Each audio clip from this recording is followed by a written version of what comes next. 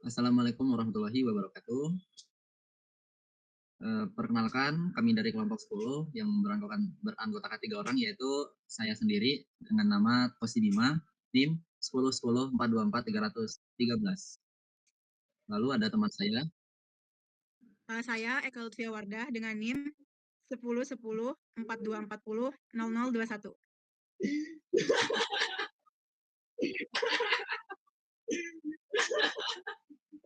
Jadi adanya kami di sini yaitu untuk mempresentasikan tugas isi ke-1, yaitu momentum linear. Untuk latar belakangnya, momentum linear adalah pukulan gerak suatu benda yang diperoleh dari massa dikalikan dengan kecepatannya. Konsep ini berkaitan erat dengan impuls, yaitu perubahan momentum akibat gaya yang bekerja dalam waktu tertentu. Prinsip kekalan momentum menyatakan bahwa dalam sistem tertutup, total momentum selalu tetap, kecuali ada gaya luar yang mempengaruhinya. Hal ini sangat berguna untuk memahami peristiwa seperti tumbukan benda, baik yang lenting sempurna maupun tidak. Momentum juga membantu menjelaskan berbagai hal seperti pergerakan roket, tabrakan mobil, hingga strategi olahraga seperti memukul bola atau mencetak gol. Dengan memahami konsep ini, kita bisa lebih mudah mempelajari banyak fenomena fisika di sekitar kita. Next.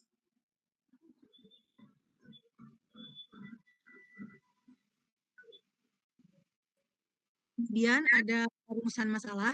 Di sini kita mengambil 6 rumusan masalah. Yang pertama, bagaimana konsep impuls dalam peristiwa tumbukan elastis dan tidak elastis pada kehidupan sehari-hari. Yang kedua, ada apa hubungan antara momentum linear dan hukum kedua Newton. Yang ketiga, bagaimana gaya yang diterima oleh dua benda yang bertumbukan dengan menggunakan hukum ketiga Newton. Yang keempat, bagaimana prinsip kekekalan momentum berlaku pada peristiwa tumbukan dua partikel. Yang kelima, di mana letak pusat massa pada sistem dua partikel dengan massa yang berbeda. Dan yang terakhir, bagaimana pengaplikasian dari momentum linear pada kehidupan sehari-hari.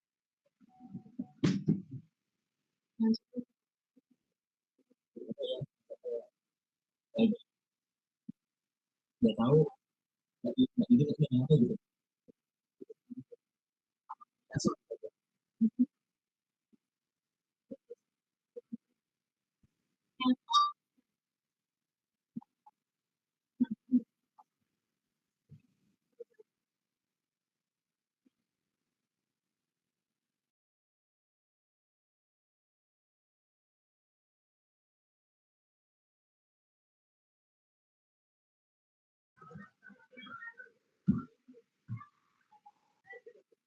Untuk pembahasan nomor 2, yaitu hubungan antara momentum linear dengan hukum kedua Newton. Momentum linear dan hukum kedua Newton adalah dua konsep penting dalam fisika yang sangat terkait. Momentum linear menggambarkan gerakan suatu objek berdasarkan massa dan kecepatannya. Sedangkan hukum kedua Newton menjelaskan bagaimana gaya mempengaruhi gerak objek tersebut. Keterkaitan antara keduanya dapat dipahami melalui definisi momentum linear dan rumusan hukum kedua. Momentum linear merupakan hasil perkalian antara massa objek dan kecepatannya. Hukum kedua Newton menyatakan bahwa gaya total yang bekerja pada suatu objek sebanding dengan perubahan momentum linearnya. Ini berarti bahwa gaya total akan menyebabkan perubahan pada momentum linear objek. Dan jika tidak ada gaya eksternal bekerja, momentum linear objek akan tetap konstan sesuai dengan prinsip kekekalan momentum. Kemudian yang ketiga, ada gaya yang diterima oleh dua benda yang bertumbukan dengan menggunakan hukum ketiga Newton. Untuk dua benda yang bertumbukan, yang pertama, jika benda A memberi gaya F kepada benda B, mengubah momentumnya sebesar delta PB. Yang kedua, benda B memberikan gaya yang sama besar tetapi berlawanan arah kepada benda A, mengubah momentumnya sebesar delta PA. Karena gaya yang bekerja sama besar, selang waktu yang sama, dan perubahan momentum saling berlawanan, maka delta PA tambah delta PB sama dengan 0. Hukum ketiga Newton memastikan bahwa gaya yang diterima oleh dua benda selama tumbukan sama besar tetapi berlawanan arah. Dengan mempertimbangkan perubahan momentum dan durasi tumbukan, gaya dapat dihitung dan hasilnya selalu konsisten dengan hukum kekekalan momentum.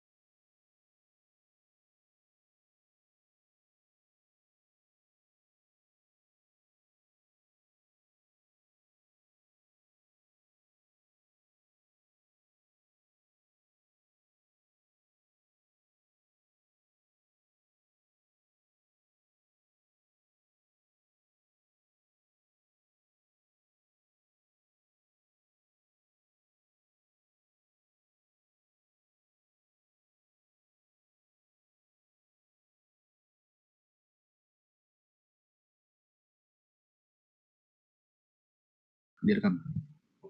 Selanjutnya, pada pembahasan kelima yaitu letak pusat massa pada sistem dua partikel dengan massa yang berbeda.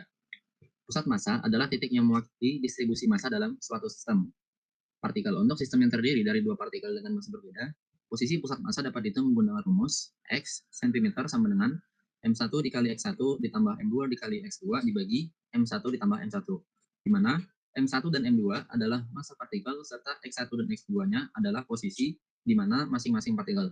Pusat massa ini penting dalam analisis dinamika sistem partikel, karena gerakan sistem dapat dianggap sebagai gerakan massa total yang terkonsentrasi di titik pusat massa tersebut.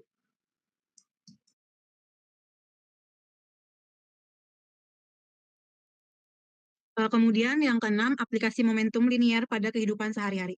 Momentum linier yang didefinisikan sebagai hasil perkalian massa dan kecepatan P sama dengan M kali U sama dengan M kali U sama dengan M. Relevan dalam kehidupan sehari-hari. Contohnya, kecelakaan lalu lintas.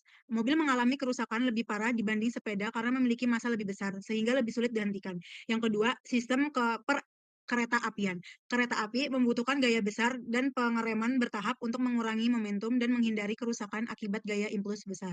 Yang terakhir, olahraga tinju. Pukulan dengan kecepatan tinggi dan massa besar menghasilkan momentum besar, sehingga energi yang disalurkan ke lawan juga besar.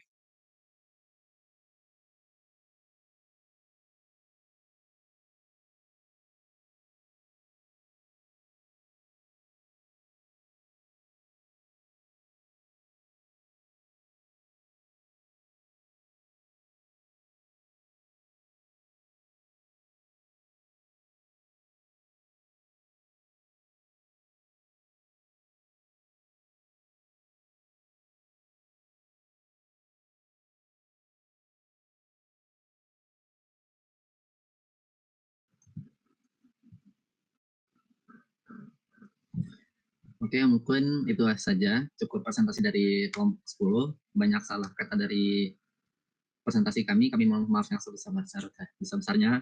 Assalamualaikum warahmatullahi Waalaikumsalam wabarakatuh. warahmatullahi wabarakatuh.